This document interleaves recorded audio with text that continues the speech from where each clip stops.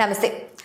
അമ്മ എന്ന മലയാള സിനിമയിലെ അടിമൂക്കുന്ന സംഭവങ്ങളിൽ പ്രധാനമായത് കൊച്ചിയിലെ വെണ്ണല ക്ഷേത്രത്തിന്റെ പരസ്യം അമ്മയുടെ ക്ലോസ്ഡ് മീറ്റിംഗിൽ പതിപ്പിച്ചതിനെ തുടർന്നായിരുന്നു.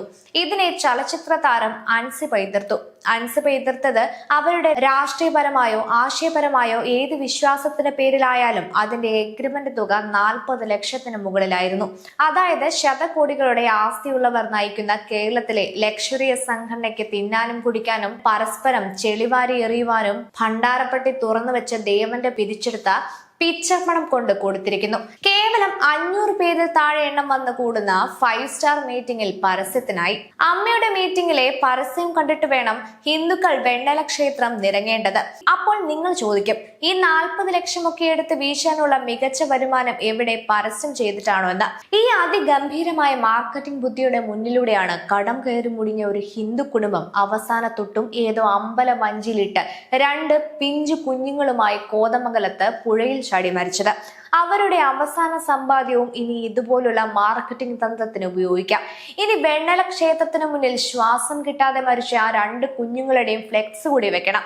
അതുവഴി എന്തെങ്കിലും കിട്ടുവാണെങ്കിൽ അടുത്ത IPL ടീമിനെ ഇറക്കാമല്ലോ. ദേവന് പെരുത്ത സന്തോഷമാവട്ടെ. ക്ഷേത്ര സംബന്ധിയായ കാര്യങ്ങൾക്ക് പരസ്യം വേണ്ട എന്നൊന്നും പറയുന്നില്ല. പക്ഷേ സനാതനിയുടെ തായ്വേരറക്കുന്നത് മറന്ന് ക്ഷേത്രം വളർത്താൻ ഇറങ്ങിയാൽ പിന്നെ ഒരു കാലത്ത് ഇതേ ക്ഷേത്രങ്ങൾ പൊതു ശൗചാലയമാക്കി ഭണ്ഡാരപ്പെട്ടി അതിനു മുന്നിൽ വെക്കാം.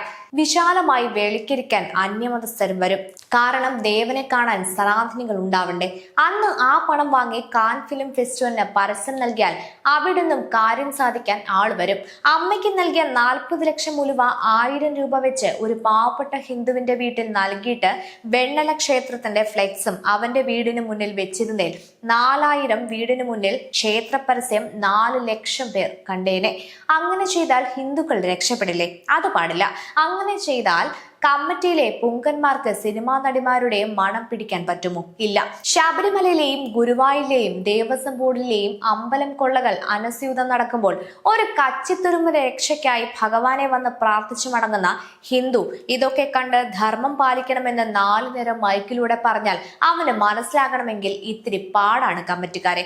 അന്നന്നത്തെ അത്താഴത്തിന് വകയില്ലാതെ കാവിൽ വിളക്കും വെച്ച് വരുന്നവന്റെ മുന്നിൽ 2 കിലോ അരിപ്പൊടിയും പാൽപ്പൊടിയുമായി സ്ഥിരമായി വരുന്ന മറ്റൊരു വിശ്വാസത്തിൽ അവൻ ആസതനാവുമ്പോൾ കതിന പൊട്ടിച്ചു കളഞ്ഞാലും പട്ടിണി പാവം ഹിന്ദു കുഞ്ഞുങ്ങൾക്ക് കൊടുക്കില്ല എന്ന് പറയുന്ന സനാതനത്തിന്റെ ആഘോഷ കമ്മിറ്റിക്കാരോട് അവന് പുച്ഛമേ ഉണ്ടാവൂ. ആ പുച്ഛം സനാതനത്തിനോടും പിന്നെ ഉണ്ടാകും.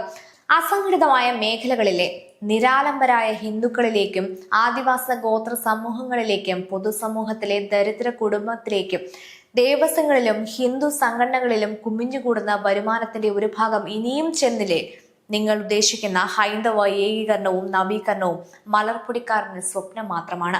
അതിനിനിയും ഏത് സംഘടന 100 വർഷം പിന്നിട്ടെന്ന് പറഞ്ഞാലും ലക്ഷ്യം പാതി വഴിയിൽ മുരടിച്ചിരിക്കും. ഹിന്ദു എന്ന വികാരത്തെ ഉയർത്തിയാൽ പോരാ, ഹിന്ദു എന്നവന്റെ വിശപ്പിനും പരിഹാരമുണ്ടാവണം. വിശപ്പിനേക്കാളും അതിലേറെ മനസമാധാനത്തെയും പരിഹാരം പറയാൻ കഴിയാത്ത ഒരു ആശയവും കൊടുംകാട്ടിലെ വന്യതയിൽ മൃഗങ്ങളിൽ പോലും വിജയിക്കില്ല. പിന്നെയാണ് ഹിന്ദുവിന്റെ ശവപ്പറമ്പൊരുക്കി നിൽക്കുന്ന എക്കോസിസ്റ്റത്തിൽ വിജയിക്കുന്നത്. ഒരു കുന്തവും സംഭവിക്കില്ല. മോഷ്ടിക്കുന്നവനും മോഷ്ടിച്ചവനും മാത്രം അമ്പലപ്പറമ്പിൽ കാണും. ബാക്കിയുള്ളവൻ വല്ലവന്റെയും പറമ്പിൽ കാണും. അപ്പോഴും ധർമ്മം 4 നേരം വിളിച്ചു കൂവുന്നവൻ അത് തുടർന്നുകൊണ്ടിരിക്കും. ഹിന്ദു രക്ഷാ